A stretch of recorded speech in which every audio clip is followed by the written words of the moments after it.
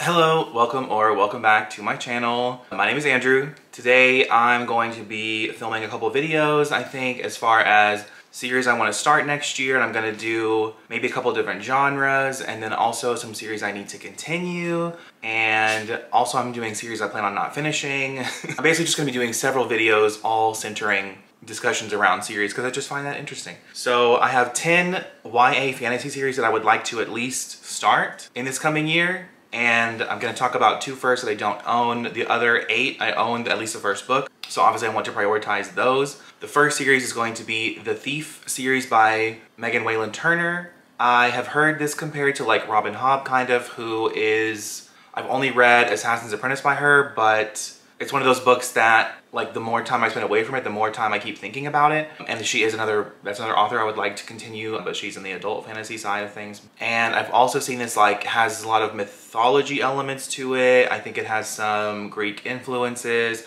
And I know it's narrated by Steve West, who's one of my favorite audiobook narrators, so I also want to read this because of him, just knowing that I will get to listen to that absolutely delicious man's voice.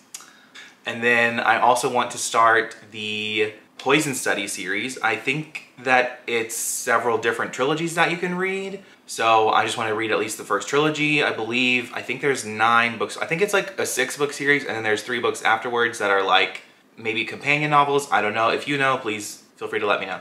But I just know it's like the queen. I think she's like she's supposed to test the poisons to make sure they're good before the king. I don't know. Maybe I should have done more research before I started this. Let me see. Right, so she is the food taster for, I guess, like kind of the whole royal palace. I don't know, I haven't read it yet, but I definitely want to. So, now let's get into the ones that I physically own. First up, we have Finnegan of the Rock, which is by Melina Marchetta. I think you're going to be able to tell. A lot of this list of YA fantasy is influenced by Reagan from Bruce Projects. I just, for some reason, want to read all of her favorites. I don't know. But you will see that there's a theme here. Again, we have themes of like gods in this story, and to me this cover is giving like Arthurian legend, which I have always enjoyed, like The Sword and the Stone, but I haven't really read anything Arthurian, but we have another one on here we're going to get to. But so I'm very intrigued to just see where this one goes. Next up we have Three Dark Crowns, which this edition also has, I don't know if you can really see it, it has deckled edges, which is beautiful. This is about 3 sisters who are all trying to kill each other to win the throne, and I believe that's the plot of like all 4 books in the series.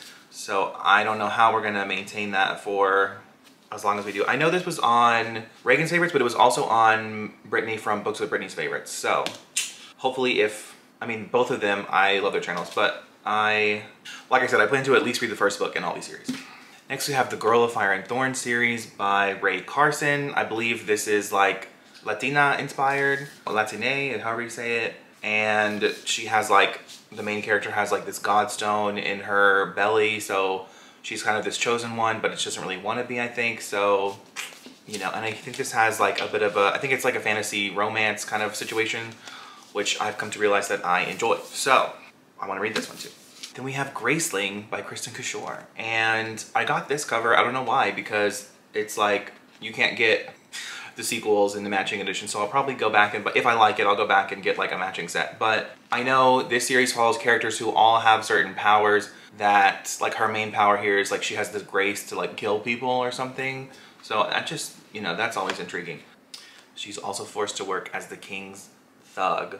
Lots of these having to do with like royalty, and I'm not sure how I'm gonna get on with all these royal stories because, I don't know, we'll just see. Next we have The Demon King by Cinda Williams China, or the Seven Realms Quartet. This one, I've attempted to read this with my ears, but I think I might have to do it with my eyes. But I've actually heard, you know, I've heard it compared to sort of Cassandra Clare in the tropes it's examining, so obviously I love Cassandra Clare. So I feel like this deserves a chance for sure, and I really would like to get into like all of her series, but obviously I think this is what I'm going to start with, and I'll just see how I feel once I start this one. This is supposed to follow, you follow Han Lannister, I guess, who has these cuffs from this old demon king or whatever, so they're trying to get the cuffs back, and then you also follow this princess. Wow, I'm realizing just how much royalty is in all of these books. But yeah, I'm intrigued because I've really been enjoying dual perspectives. I feel like dual perspective, I don't know. I've enjoyed dual perspective romance, so I'm trying to see if I can enjoy that as like also in a fantasy setting. Next we have this chunker. This is the entire collected works of the books of Ursi, starting with A Wizard of Ursi by Ursula K. Le Guin. And this is a beautiful illustrated edition of it, so I don't know if I'll actually read this edition of it, but I know that Patrick Rothfuss was inspired by Ursula K. Le Guin, and the fact that Ursula K. Le Guin in the 60s or 70s, I think it was 68 when this was first published, the main character is a person of color. I really want to read this, and I really have come to learn that I very much value high quality prose in a fantasy setting.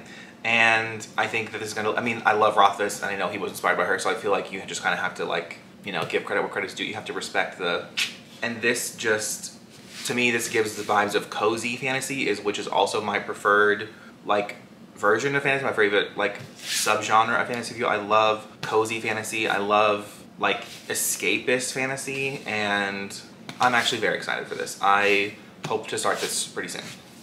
Then we have The Queen of the Tierling, which follows a girl named Kelsey, who I think she was unaware she was supposed to be the queen. Then she comes to discover that she was supposed to be the queen, and she's kind of, I guess, reluctant in becoming the queen. And I've heard this has a sci-fi twist to it. I don't know much more than that, but I feel like going into this expecting a medieval thing, but knowing there's a little bit of a sci-fi twist, I'm just very intrigued by this book in general.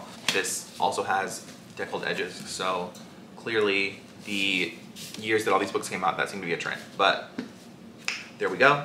And then finally, we have Legendborn by Tracy Deonn, which is one that I am probably, out of all these, the most excited to read. I would probably say like this one, and then Ursi, and then all the others. Now that I'm realizing they all have royalty in them, I'm gonna have to space them out because I don't want them to just like mingle together in my head. But this follows Bree Matthews. Her mother has died. I've actually started this before, but I just got distracted. I was enjoying it so much, but I don't know why I didn't continue. And now we have the sequel out. I am absolutely dying to read this. I just need to start it, read it, finish it, and continue the series, and then be excited for every single new release that comes out, however many books that we get. It's called the Legendborn Cycle, not trilogy, so I'm curious if it's going to be more than a trilogy, but I'm just very excited for this. This cover is absolutely stunning. Love it so much. So there we go. Those are the 10 YA fantasy series I will plan to start this year. If you have read any of them, please let me know your thoughts. If you have any that don't have royalty in them, please suggest them to me, because now I'm a little bit I just didn't realize how every single one of them was going to have that as a theme, you know. But I mean, like, I do like Disney princesses and stuff like that, so I mean, should be fine. But let me know your favorite YA fantasy series that you think are worth a shot. I will also leave my Instagram, Goodreads, and Twitter. It will all be in the description below for you to check out if you would like. Otherwise, have a great day. Bye.